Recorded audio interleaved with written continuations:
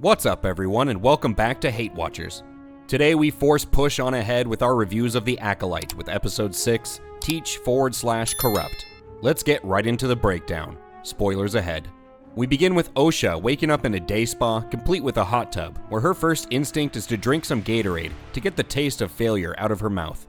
She steps outside at this Sandals Hawk Tuah beachside resort and the camera zooms out menacingly for no reason, before strolling past these little rock suckers and seeing Qimir on the beach. We travel back to Kofar just to see Master Squid immediately leaving, so he can report in about his whole team being dead. May looks around the ship while the gopher inhales her sweet stench. She's closing in on Master Squid, but he notices her. Gonna be harder than that to take down the reigning Squid Game champion. Master Squid is mad that the Jedi IT department saddled him with such crappy equipment, and now the gopher is on his ass. The gopher looks around for some of May's undergarments before plugging in the Game Boy to charge. Qimir disrobes and Osha embraces her crack addiction, staring at the Dark Lord's calipigious backside. While he's doggy paddling in the water, Osha grabs a lightsaber and strikes a pose, which Qimir has a lot of feedback on. He steps out of the water, brandishing a small lightsaber of his own, and he has to tell Osha, "My eyes are up here." Then we pop back over to Master Squid, where we get this Windows 98 screensaver level CGI. Master Squid can't hold his feelings back any longer, and he gets inappropriate with May, but they're interrupted by a holocall before it can go any further. Then the ship randomly powers down into Blue Chill mode, brought to you by Gatorade Mountain Blue Chill.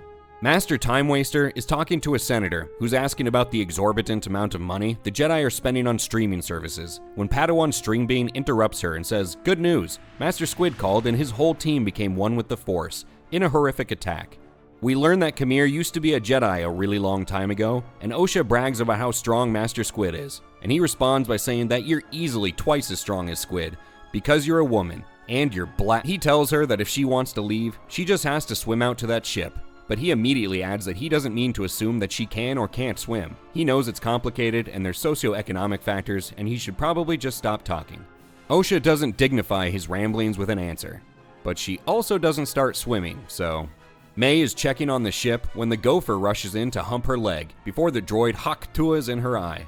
Qimir talks to Osha about the dark side of the Force, and she says that's the dark side, and he says it's just semantics, and she calls him anti-semantic, and it's clear that she's not really understanding the conversation. Outside, Osha and Qimir play a low-effort game of tug-of-war before he says they should compare lightsaber length, something he pretty quickly regrets. Master Time Waster has decided to join the rescue mission, even though she gets tummy aches in hyperspace. Master Squid calls over Osha, who says she fixed the ship by unplugging it and plugging it back in. Master Squid is beside himself, apologizing for his inappropriate behavior earlier. When you really want something, it can cloud your mind.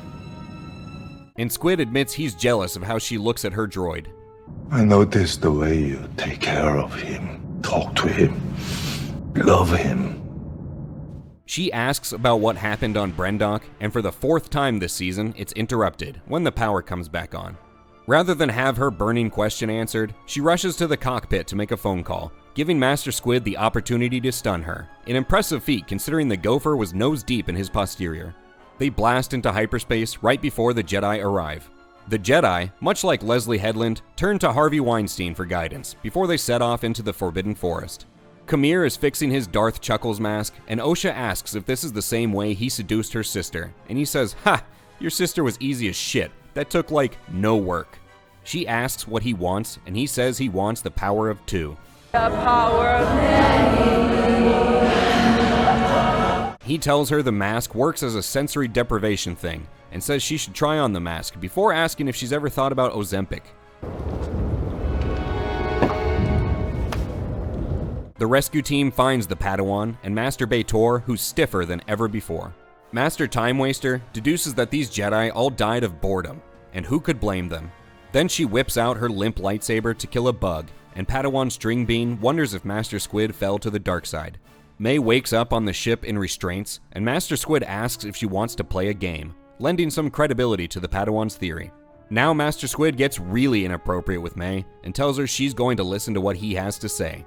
May puts on the mask, looking like a nerd sitting at home in a replica Vader helmet, before doing some very heavy breathing like she's reliving seeing Qimir's lightsaber earlier, and the episode comes to an end. Well, we've reached that point in the video where we have to decide if this episode was a great watch or a hate watch. And obviously, this is another hate watch. Last week's episode wasn't good on the whole, but even that looks like a masterpiece compared to this one, because this one was boring. Nothing really happened. I can tell you that Darth Chuckles tried to corrupt Osha, Master Squid discovered May's deception, and Master Time Waster investigated what happened on Kofar, and you're really not going to get more out of watching the episode. Well, let me walk that back a bit. You will miss some really shitty dialogue and a Star Wars character ogling a naked man. At least this week's episode slowed down a bit on blatantly disregarding the canon. Although on that front, Chuckles made reference to the rule of two, and coupled with Leslye Headland's recent interview, I don't know what kind of gymnastics people will have to do to argue he's not a Sith. I actually didn't mind some of his scenes in this episode, to be fair. There's some decent stuff to be found in Qimir's attempts to corrupt Osha, and I appreciate that he's approaching corrupting her in a soft-handed manner, similar to how Palpatine worked over Anakin.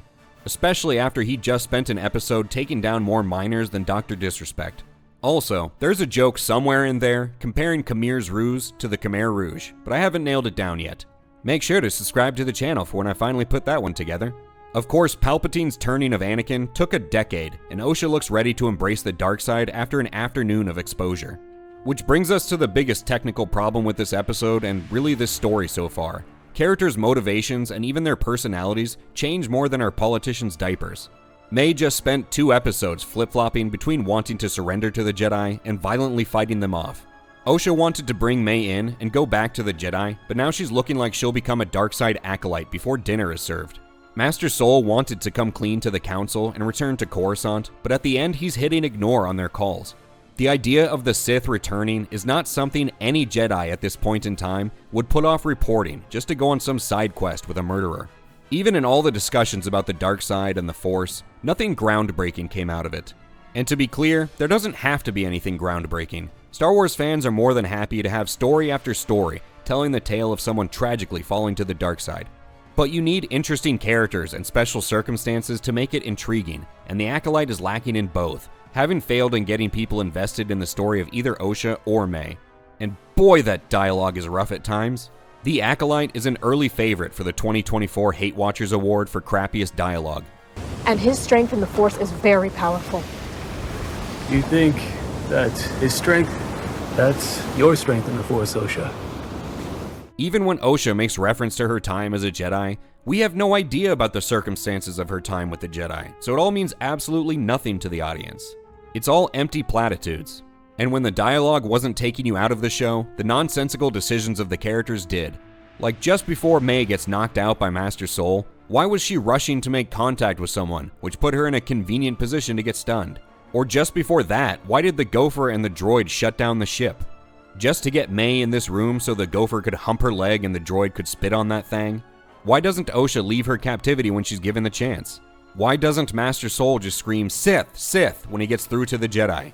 It's all illogical and a true testament to the dumpster bin quality of the writing. Master Soul continues to be a solitary bright spot in this show. He showed a great range of emotions when he's all but breaking down after watching 8 Jedi, including his Padawan, die on his watch, showing us that even one of the most competent Jedi, who comes off as very at peace with everything, is not immune to natural emotions and the human experience. Now compare his performance to that of Leslye Headland's wife, Master Time Waster, who comes off as extremely robotic in every scene she's in. Apologies, Senator. I must go. But thank you for your update. The nepotism is strong with this one. Now I thought her casually pulling out her light whip in a completely contrived scene that only exists as an excuse for her to whip it out was dumb. And it is dumb. But later when we see the scar on Qimir's back, it's heavily hinted that she was his master at some point in time, and there's at least some shared history between the two, and at some point she used that light whip on him like he was Kunta Kinte. Lastly, we gotta ask if this episode is worth $22.5 million, and of fucking course it's not. This is another episode barely pushing 30 minutes, featuring no action, and it still had this Windows 98 screensaver level CGI. But yeah, this episode was just boring AF, and that's just really not how it's supposed to be going into the last 2 episodes.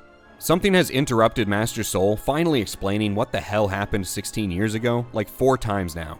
And if people can barely stay awake this far into the season, it'll be hard for anyone to care about whatever this big reveal ends up being. It's funny to consider the hubris required to think people will wait 8 episodes for a solution to this mystery when the majority of people who were watching checked out at episode 3. Did you stay awake throughout this whole episode? Is the short runtime the only reason why? Let us know in the comments. Also remember to leave a like on the video if you liked it, and subscribe to HateWatchers to stay up to date on the Acolyte. Thank you for taking a deep whiff of the latest Disney Plus crap with us today, and we'll catch you on the next one.